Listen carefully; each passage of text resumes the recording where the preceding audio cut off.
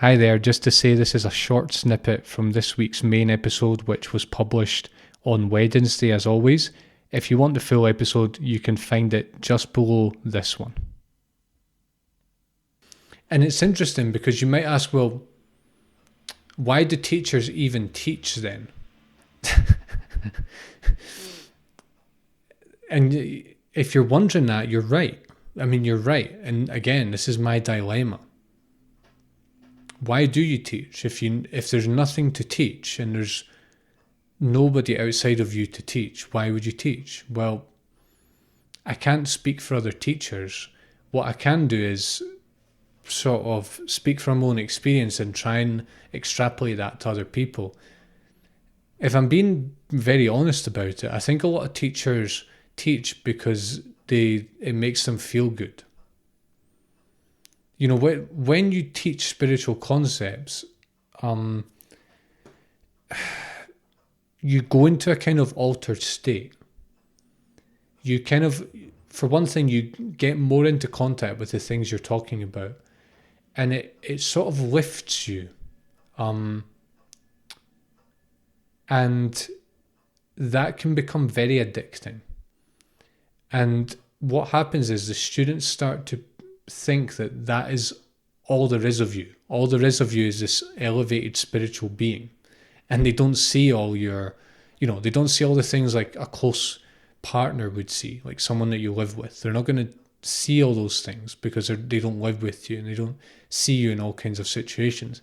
They see you as a teacher, and so they put you on a pedestal, and you get feedback, and people start to become sort of dependent on you, and they start to like ask you questions, and then you start to give them answers, and then you start to build up this identity of someone that knows something that others don't, right?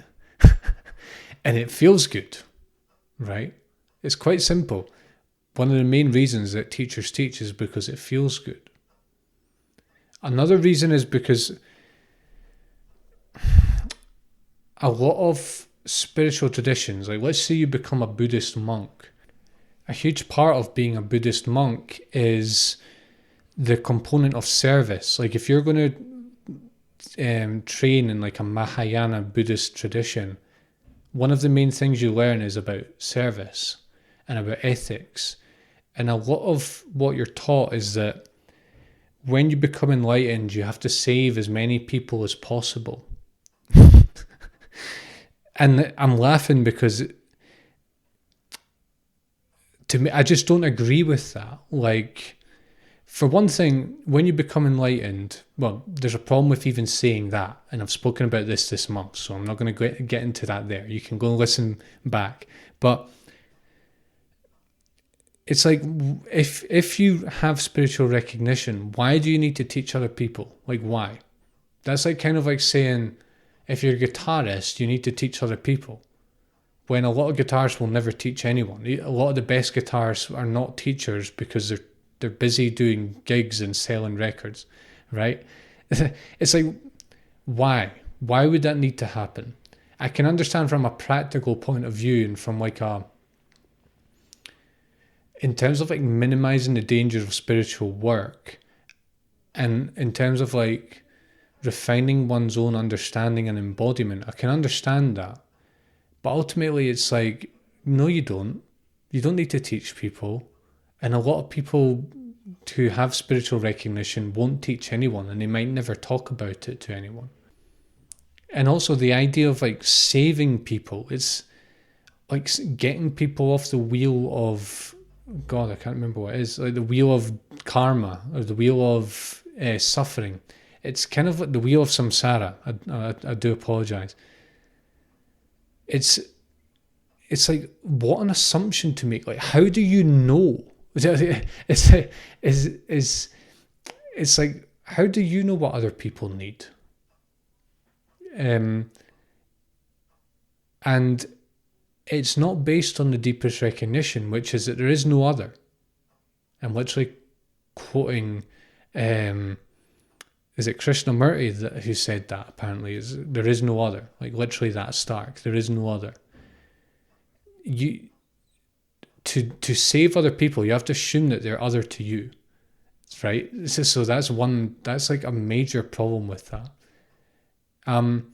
What am I talking about here ultimately is that teachers are teach because they're taught to teach by their own teacher. And then once they're taught to teach, part of the reason they continue on the spiritual path is so that they can teach other people.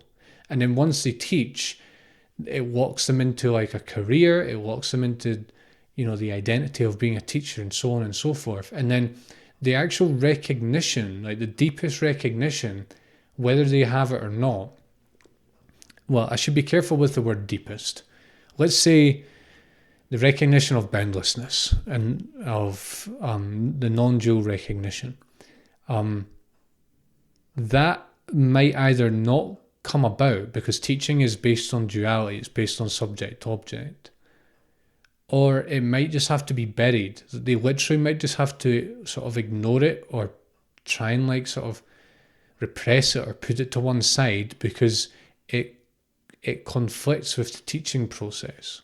Because again, how can you teach someone if you perceive them not to be different, to be other to you, and to not lack what you're trying to teach? It doesn't make sense to me. And what you'll find with teachers is that teachers always have wisdom and they have insight to share, but they are always, if you look into, the way they speak and the way they write, they're always teaching according to what they think you don't know.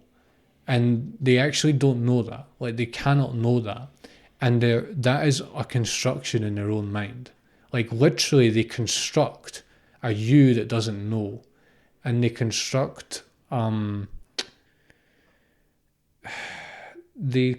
a set of things that you need to know, so that they can teach. And I'm being very literal about that. If you write a book on a certain topic, you have to assume that the readers don't know that.